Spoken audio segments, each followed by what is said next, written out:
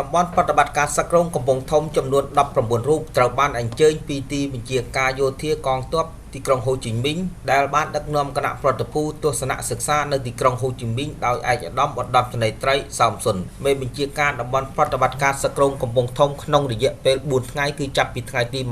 27ដល់ថ្ងៃទី31ខែមីនាឆ្នាំ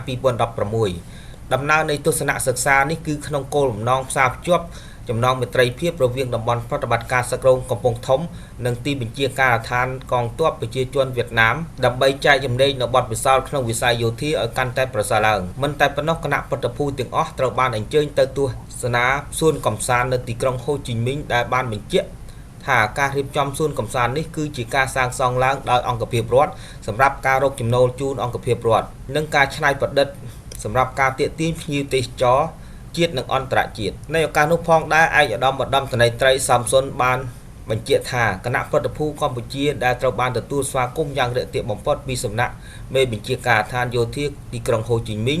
ដែលបានផ្ដល់នូវសារៈសំខាន់ដល់វិស័យកងទ័ពក្នុងការទំនាក់ទំនងពង្រឹងការងារសន្តិសុខតាមបន្ទាត់ព្រំដែនជាមួយគ្នាកសាងសមត្ថភាពរបស់កងយុទ្ធពលខេមរៈភូមិន្ទដើម្បីឲ្យក្លាយជាអង្គភាពត្រៀមរួចជាស្រេច